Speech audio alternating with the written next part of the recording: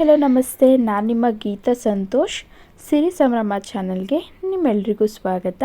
ಇನ್ನೂ ನನ್ನ ಚಾನಲ್ನ ಸಬ್ಸ್ಕ್ರೈಬ್ ಆಗಿಲ್ಲ ಅಂದರೆ ಪ್ಲೀಸ್ ಸಬ್ಸ್ಕ್ರೈಬ್ ಆಗಿ, ಹಾಗೆ ಬೆಲ್ ಬಟನ್ನ ಕ್ಲಿಕ್ ಮಾಡೋದನ್ನ ಮರಿಬೇಡಿ. ಬನ್ನಿ ಹಾಗಾದರೆ ಇವತ್ತಿನ ವಿಡಿಯೋದಲ್ಲಿ ನಾನಿವತ್ತೊಂದು ಒಳ್ಳೆ ರೆಸಿಪಿನ ತೋರಿಸ್ತಾ ಇದ್ದೀನಿ. ಮಳೆ ಬರ್ತಿದೆ, ಅದಕ್ಕೋಸ್ಕರ ಚಳಿ ಆಗಿದೆ, ಏನಾದರೂ ಬಿಸಿಯಾಗಿ ತಿನ್ನಬೇಕು ಖಾರ ಖಾರವಾಗಿ ಅಂತ ನಾನಿವತ್ತು ಒಂದು ರೆಸಿಪಿನ ನಿಮ್ಮೆಲ್ರಿಗೂ ತೋರಿಸ್ಕೊಡ್ತಾ ಇದ್ದೀನಿ.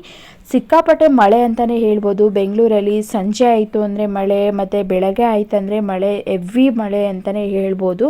ಬೇಡ ಅಂದ್ರೂ ಮಳೆ ಸಿಕ್ಕಾಪಟ್ಟೆ ಬರ್ತಾ ಇದೆ. ಅದರಲ್ಲೂ ನಿನ್ನೆ ಅಂತೂ ಸಿಕ್ಕಾಪಟ್ಟೆ ಮಳೆ ಅಂತಲೇ ಹೇಳ್ಬೋದು. ಯಾವುದು ಬಿಲ್ಡಿಂಗ್ಗಳು ಕಾಣಿಸ್ತಾನೆ ಇರಲಿಲ್ಲ, ಅಷ್ಟು ಮಳೆ ಬರ್ತಾ ಇತ್ತು. ಸಿಕ್ಕಾಪಟ್ಟೆ ಮಳೆ ಅಂತಲೇ ಹೇಳ್ಬೋದು. ಮಳೆ ಬರೋದು ಬರ್ತಾನೆ ಇರುತ್ತೆ, ನಾವು ಚಳಿಗೆ ಏನಾದರೂ ತಿನ್ನಬೇಕು ಅಂತ ಅನಿಸ್ತಾ ಇರುತ್ತೆ. ಅದಕ್ಕೋಸ್ಕರ ನಾನಿಲ್ಲಿ ಸ್ವಲ್ಪ ಬಿಸಿಯಾಗಿ ಜೋಳನ ತಿನ್ನೋಣ ಅಂತ ಹೇಳ್ಬಿಟ್ಟು ಜೋಳನ ಬೇಯೋದಕ್ಕೆ ಇಟ್ಟಿದ್ದೀನಿ. ಕಾಫಿ ಕುಡಿದು ನೆಕ್ಸ್ಟು ಕಡಲೆಪುರಿ ಇತ್ತು, ಹಾಗೆ ತಿಂದರೆ ಏನು ಚೆನ್ನಾಗಿರುತ್ತೆ ಅಂತ ಹೇಳ್ಬಿಟ್ಟು ಸ್ವಲ್ಪ ಒಗ್ಗರಣೆ ಮಾಡ್ಕೊಳ್ಳೋಣ ಅಂತ ಹೇಳ್ಬಿಟ್ಟು ರೆಡಿ ಮಾಡ್ಕೊತಾ ಇದ್ದೀನಿ.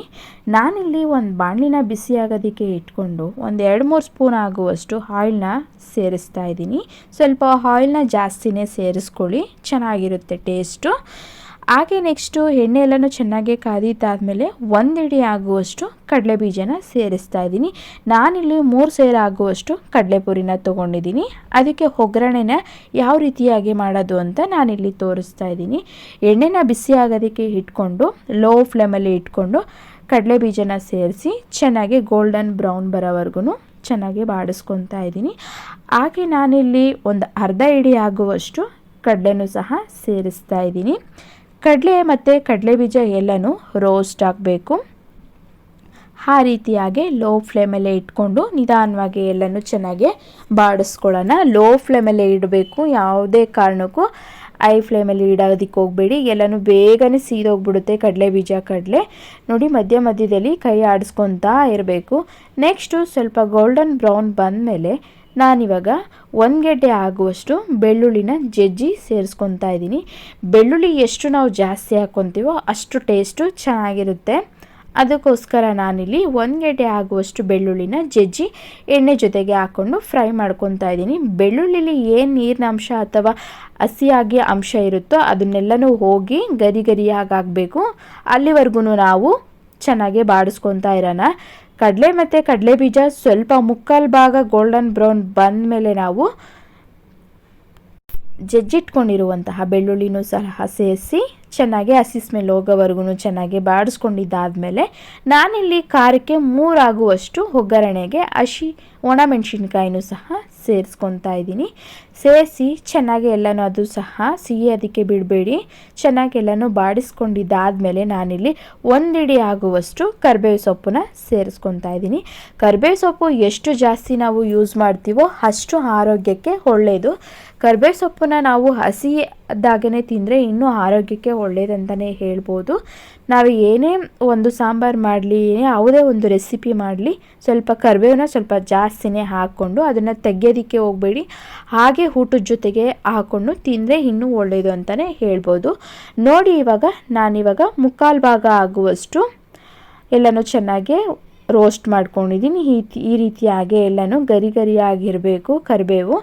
ಇಷ್ಟ ಆದಮೇಲೆ ನಾನಿಲ್ಲಿ ಖಾರಕ್ಕೆ ಎಷ್ಟು ಬೇಕೋ ಅಷ್ಟು ನೋಡಿಕೊಂಡು ಹಾಕ್ಕೊಳ್ಳಿ. ನಾನಿಲ್ಲಿ 2 ಸ್ಪೂನ್ ಆಗುವಷ್ಟು ಚಿಲ್ಲಿ ಪುಡಿನ ಸೇರಿಸಿ ಸ್ವಲ್ಪ ಎಣ್ಣೆಲೆ ಒಂದು 2 ನಿಮಿಷಗಳ ಕಾಲ ಫ್ರೈ ಮಾಡ್ಕೊತಾ ಇದ್ದೀನಿ. ಲೋ ಫ್ಲೇಮಲ್ಲಿ ಇಟ್ಕೊಂಡೇ ಮಾಡ್ಕೊಳ್ಳಿ. ಹಾಗೆ ಸ್ವಲ್ಪ ರುಚಿಗೆ ತಕ್ಕಷ್ಟು ಉಪ್ಪನ್ನು ಸಹ ಸೇರಿಸಿ ಚೆನ್ನಾಗಿ ಫ್ರೈ ಮಾಡ್ಕೊಳ್ಳೋಣ. ಈ ರೀತಿಯಾಗಿ ಒಂದು 2 ನಿಮಿಷಗಳ ಕಾಲ ಜಸ್ಟು ಫ್ರೈ ಮಾಡಿಕೊಂಡ್ರೆ ಸಾಕು. ಹಾಗೆ ನೆಕ್ಸ್ಟು ನಾನಿಲ್ಲಿ 3 ಸೇರು ಆಗುವಷ್ಟು ಕಡಲೆಪುರಿನ ಆ್ಯಡ್ ಮಾಡ್ಕೊತಾ ಇದ್ದೀನಿ. ನೋಡಿ, ಸೋಸಿ ಇಟ್ಕೊಳ್ಳಿ. ಕಡಲೆಪುರಿಲಿ ಕಲ್ಲುಗಳು ಸಹ ಇರುತ್ತೆ. ನೋಡಿ, ರೆಡಿ ಮಾಡಿ ಎಲ್ಲನೂ ಇಟ್ಕೊಂಡು ಧೂಳಿನ ಅಂಶ ಎಲ್ಲನೂ ಇರುತ್ತೆ, ಸ್ವಲ್ಪ ಎಲ್ಲನೂ ರೆಡಿ ಮಾಡಿ ಇಟ್ಕೊಂಡು ಗ್ಯಾಸ್ನ ಆಫ್ ಮಾಡಿಬಿಟ್ಟು ನಿಧಾನವಾಗಿ ಎಲ್ಲನೂ ತಿರುಗಿಸ್ಕೊಳ್ಳೋಣ. ಮೊದಲನೇದಾಗಿ ಎಲ್ಲನೂ ಚೆನ್ನಾಗಿ ಮಿಕ್ಸ್ ಆಗಬೇಕು. ಅದಕ್ಕೋಸ್ಕರ ನಾನು ಹಾಗೆ ಆನೆಲೆ ಬಿಟ್ಟರೆ ಸ್ವಲ್ಪ ಎಲ್ಲನೂ ತಳ ಹಿಡಿದು ಸೀದೋಗುತ್ತೆ ಅಂತ ಹೇಳ್ಬಿಟ್ಟು ನಾನಿಲ್ಲಿ ಗ್ಯಾಸ್ ಸ್ಟವ್ನ ಆಫ್ ಮಾಡಿಬಿಟ್ಟು ಚೆನ್ನಾಗಿ ಎಲ್ಲನೂ ಮಿಕ್ಸ್ ಮಾಡ್ಕೊತಾ ಇದ್ದೀನಿ. ಈ ರೀತಿಯಾಗಿ ಚೆನ್ನಾಗಿ ಎಲ್ಲನೂ ಮಿಕ್ಸ್ ಮಾಡ್ಕೊಳ್ಳಿ.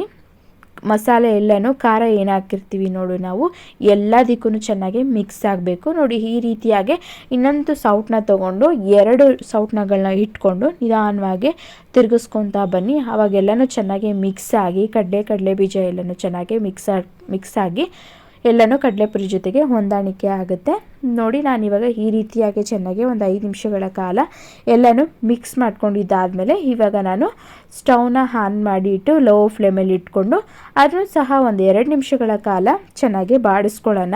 ಈ ಚಳಿಗೆ ಅದಕ್ಕೂ ಕಡಲೆಪುರಿ ಎಲ್ಲನೂ ಮೆತ್ತಗಾಗ್ಬಿಟ್ಟಿರುತ್ತೆ. ಎಲ್ಲನೂ ಮಿಕ್ಸ್ ಮಾಡ್ಕೊಂಡಿದ್ದಾದಮೇಲೆ ಒಂದು 5 ನಿಮಿಷಗಳ ಕಾಲ ನಾವು ಮತ್ತೆ ಚೆನ್ನಾಗಿ ಎಲ್ಲನೂ ಬಾಡಿಸ್ಕೊಳ್ಳೋಣ ನೋಡಿ. ಈ ರೀತಿಯಾಗಿ ಆವಾಗ ಸ್ವಲ್ಪ ಕ್ರಿಸ್ಪಿಯಾಗಿ ಬರುತ್ತೆ ಕಡಲೆಪುರಿ. ಈ ರೀತಿಯಾಗಿ ಮಳೆ ಬರ್ತಿದ್ರಿಂದ ಚಳಿಗೆ ಏನಾದರೂ ಮನೇಲಿ ತಿಂತಾ ಇರಬೇಕು ಅನಿಸುತ್ತೆ. ಆಚೆ ಕಡೆ ಹೋಗಿ ನಾವು ತಿಂಡಿಗಳನ್ನು ಏನು ಬಿಸಿಯಾಗಿ ತೊಗೊಂಡು ಬರೋದಕ್ಕೆ ಆಗಲ್ಲ. ಈ ರೀತಿಯಾಗಿ ನಾವು ಮನೇಲೇ ಸ್ಟೋರ್ ಮಾಡಿ ಒಂದು ಬಾಕ್ಸಲ್ಲಿ ಹಾಕಿಟ್ಕೊಂಡ್ರೆ ಬೇಕಾದಾಗ ಮಕ್ಳಿಗೂ ಸಹ ಕೊಡ್ಬೋದು, ನಾವು ಸಹ ತಿಂತಾ ಇರ್ಬೋದು. ಟೈಮ್ ಪಾಸ್ ಅಂತಲೇ ಹೇಳ್ಬೋದು. ಈ ವಿಡಿಯೋ ನಿಮ್ಮೆಲ್ರಿಗೂ ಇಷ್ಟ ಆಗಿದೆ ಅಂತ ತಿಳ್ಕೊತೀನಿ. ಈ ಥರ ರೆಸಿಪಿನ ನೀವು ಒಮ್ಮೆ ಸಿಂಪಲ್ಲಾಗಿ ಮನೇಲೇ ಟ್ರೈ ಮಾಡಿ. ಇನ್ನಷ್ಟು ವಿಡಿಯೋಗಳಿಗಾಗಿ ನನ್ನ ಚಾನಲ್ನ ಸಬ್ಸ್ಕ್ರೈಬ್ ಆಗಿಲ್ಲ ಅಂದರೆ ಪ್ಲೀಸ್ ಸಬ್ಸ್ಕ್ರೈಬ್ ಆಗಿ ಹಾಗೆ ಬೆಲ್ ಬಟನ್ನ ಕ್ಲಿಕ್ ಮಾಡೋದನ್ನ ಮರಿಬೇಡಿ. Thank you. ಈ ಕಡಲೆಪುರಿನ ಒಂದು ಕವರಲ್ಲಿ ಕಟ್ಟಿಡಿ ಅಥವಾ ಒಂದು ಬಾಕ್ಸ್ನಲ್ಲಿ ಹಾಕಿ ಎತ್ತಿಟ್ಕೊಂಡ್ರೆ ಎಷ್ಟು ದಿನ ಆದರೂ ನಾವು ಸ್ಟೋರ್ ಮಾಡಿ ಇಟ್ಕೋಬೋದು. ಯಾವುದೇ ರೀತಿಯಾಗಿ ಮೆತ್ತಗೆ ಆಗಲ್ಲ. ನಾವು ಹಾಗೆ ಗಾಳಿಗೆ ತೆಗೆದುಬಿಟ್ರೆ ಬೇಗನೆ ಈ ಚಳಿ ಮಳೆ ಬರ್ತಾ ಇರೋದಕ್ಕೆ ಮೆತ್ತಗಾಗ್ಬಿಡುತ್ತೆ. ಅದಕ್ಕೋಸ್ಕರ ಒಂದು ಡಬ್ಬದಲ್ಲಿ ಹಾಕಿ ಇದನ್ನು ಸ್ಟೋರ್ ಮಾಡಿ ಇಟ್ಕೊಳ್ಳಿ. ಆವಾಗೇ ಅದೇನೂ ಮೆತ್ತಗಾಗಲ್ಲ, ಕ್ರಿಸ್ಪಿಯಾಗೇ ಇರುತ್ತೆ. ನಮಗೆ ಬೇಕಾದಾಗ ನಾವು ತಿಂತಾ ಇರ್ಬೋದು. ಈ ಒಂದು ಕಡಲೆಪುರಿಲಿ ಬೇರೆಯಾಗಿ ವೆರೈಟಿಯಾಗಿ ರೆಸಿಪಿಗಳನ್ನ ಮಾಡ್ತಾರೆ. ನಾನು ನೆಕ್ಸ್ಟ್ ವಿಡಿಯೋದಲ್ಲಿ ಯಾವ್ಯಾವ ರೀತಿಯಾಗಿ ಇನ್ನೂ ಏನೇನು ಮಾಡ್ತಾರೆ ಅಂತ ನೆಕ್ಸ್ಟ್ ವಿಡಿಯೋದಲ್ಲಿ ನಾನು ಇವಾಗ ನಿಮಗೆ ತಿಳಿಸ್ಕೊಡ್ತೀನಿ. ಇವತ್ತಿನ ವಿಡಿಯೋ ನಿಮ್ಮೆಲ್ರಿಗೂ ಇಷ್ಟ ಆಗಿದೆ ಅಂತ ತಿಳ್ಕೊತೀನಿ. ಕಡಲೆಪುರಿಯಿಂದ ಒಗ್ಗರಣೆ ಮಾಡಿರೋದು, ಇದನ್ನು ಏನೋ ಮಂಡಕ್ಕಿ ಅಂತನೋ ಏನೋ ಹೇಳ್ತಾರೆ. ನಮ್ಮ ಕಡೆ ನಾವು ಇವಾಗ ಕಡಲೆಪುರಿ ಒಗ್ಗರಣೆ ಅಂತ ಹೇಳ್ತೀವಿ. ತುಂಬಾ ಟೇಸ್ಟಿಯಾಗಿದೆ. ನೀವು ಒಮ್ಮೆ ಈ ರೆಸಿಪಿನ ಮಾಡಿ ನೋಡಿ. ಚಳಿಗೆ ತಿನ್ನೋದಕ್ಕೆ ಸೂಪರ್ ಟೇಸ್ಟಿಯಾಗಿ ರೆಡಿಯಾಗಿದೆ. Thank you.